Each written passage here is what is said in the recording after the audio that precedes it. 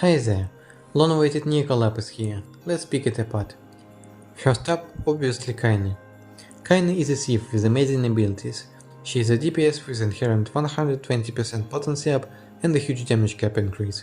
If that wasn't enough, she has increased attack buff caps and actually does more than shield shaving in damage, and she hits light, cause why not? So her key skills is her passive and her ult. Kaine is one of the characters who uses 5 BP for boosting. Like every other character who does it, she also has ways to work around that huge BP usage. Okay, first this passive. Spend 5 BP, get all the bonuses. Easy to understand. Then the ult. It gives her fighting spirit, which is essentially the same effect Patricia's Latent has, but it lasts longer and only works on Kaine herself. It makes it possible for Kaine to not consume the BP she has while she uses it, but you still need to have the required amount of BP. It's very easy to time. You can use it 2 rounds before break, and on the second break round you'll still have 5 BP to spend. Or if you use it right before break, you'll have it long enough to have BP for the third break round. I'll tell you about it later, in the Nier segment. So yeah, the duration is very generous, even more so if you get lucky and get U10, but it's not necessary at all. And here are the rest of her passives. The mentioned increased cap and all. Next, damage skills. Her EX move is obviously the coolest one, but it has a tricky requirement. Being hit at least 5 times. I assume only a single hit is counted per enemy action, so in general it would take 4 to 6 turns for the ability to become available, unless there are multiple enemies, and the max boost is non-issue for Kaine, like we established. I wonder if the AX can be enabled by friendly fire though. That would be an interesting use case for our audio. The second best move is quite menacing as well, not that much worse than the EX, and it also hits light. That's a staple low hit count nuke. Extremely situational like usual. Next, utility.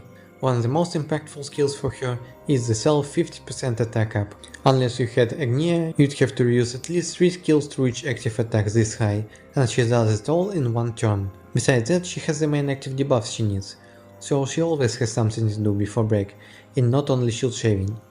And there is also a taunt, but it's not a tank move, so I'd be careful with it. All in all, Kaine is a monster. Not only she outputs big numbers, she can also set up a solid part of buffs and debuffs for herself. I've read people talking about her, debating if she is actually worth pulling this late. I think she is still good. Like yeah, a lot of meta characters came out by now in GP. And so what? Do you want to skip Kaine now to get, I don't know, Black Knight next summer for example? By then another meta character will come out. NetEase will do a NetEase shuffling character release order again, and you'll be thinking Black Knight is outdated, so I think she's totally worth getting, especially since she comes with Nier too. As keep her only if you have plans for other characters, and you are hanging by a thread Ruby wise. Also a little thought about her U10. While it's not necessary, if you do get an Awakening Stone, U10 will make sure that her ultimate charges to 200% faster once U20 comes. Next, Nier. Okay, get ready for Nier slander. I know I just said, but Nier is in the bundle too, and I mean it, but it'll make sense in a moment. Nier sadly has one single ability that makes him stand out, his EX extending break, but it's extremely good. He also can shield shave a little and has a Bargula passive. Okay, the EX in full detail. It's a simple skill that inflicts break extension. It applies a hit counter over an enemy's head.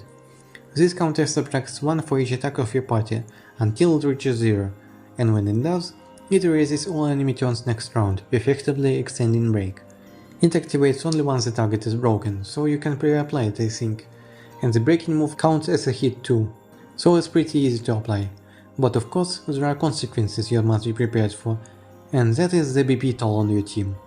Kaine has fighting spirit, which is long enough to last an extended break even at U9. Merchants have Patricia, you'll need to start from 5 BP, and have at least 1 BP regen on the DPS. One turn of his latent is enough to cover for an extended break. Then the more common option would also be Shanna, who just gives 3 BP regen, which is extendable, or a combination of 1 BP regen plus Renew EX skill, which grants 4 BP. So yeah, extended break is totally viable, especially for characters who have self potency up. Just make sure the buffs and debuffs last long enough. And here's the Bargula skill I mentioned. Here I usually tell you about the rest of the relevant skills, but do you see any? He has a sword and spear passive damage up, but do you see him doing sword and spear damage? I don't think so. It's most likely he's going to just shield shave and apply a defense debuff with that one skill. It's really a shame. It's likely he's going to be stuck in the back row most of the time, only to show up to use his EX ability. So as you can see, if you want to get him, you get him solely for his busted move or for being a Nier fanboy. There won't always be an opportunity to put him in your team regrettably, since he is so limited in his abilities, but there's a potential huge payout if you do manage to do it. Now to Emil. I called him moral support, not because he is useless, but because he is the less optimal skippable unit who is still fun to use. Emil is dark DPS with good multi-hits and raised magic buff cap. No self-potency sadly. He also has a nice From Sky skill, a versatile offensive buff, and some situational defensive skills. So his attack skills. You probably saw them in various clips. A 10 hit which uses a lot of SP. Potency seems low, but with the amount of buffs you can provide for Emil, especially if you have that low KX, you can totally make it hit the damage cap on every hit. Besides that, if you have that low KX once again, she makes it possible to erase 20 shields in one turn with that attack, which is quite amazing when you need it. And even though the skill uses a lot of SP, Emil's ult restores 100%, so it's not an issue. There's also a simplest 3 hit AoE which becomes a 6 hit. He also has some not as useful 2 hits. And here are his passives and ult, since they are relevant. Increased magic cap, 30% magic, and the ult, which gives damage cap most importantly, but also restores SP as I said earlier. About his buffs. The offensive one is quite useful for him and combines well with the buffs that Loki X provides, but he can also buff spear and dagger damage as you can see. I think it's more of a thematic addition, since there is little reason to use him in a spear or dagger team, but it could be useful. From Sky attack is good to have.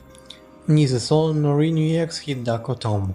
Yeah, he doesn't have one break passives, but to think about it, magic units have more access to passive debuff accessories, so it's alright. And Renew EX skill is alright too, I was too harsh on it. The only problem is that you would probably want to put at least the Dark Rest down break accessory on him, but you will also want to do damage, so there is a little conflict. But it should be fine in general. Emil also has some defensive abilities. Regen, defense buff which even comes with 1-time damage reduction, and a heal. But I use them only in one case, when I really don't want to bring a better healer to the fight, and I need just the little amount of protection Emil provides. There can be such a situation, but that's not Emil's selling point, so to speak. So you get what kind of guy Emil is. Not kinda level for sure. He is skippable, simply put. If it comes to choosing between Kaine, Nier and Emil, you don't pick Emil. But he is not a bad unit. He is just an optimal in comparison, unfortunately. So if you got Kaine and Nier early, I suggest you save the rubies. Unless you also got Tatlaka X, because she is the one who really elevates him. Not to Kaine level obviously, but to an extremely enjoyable level. Thanks for watching.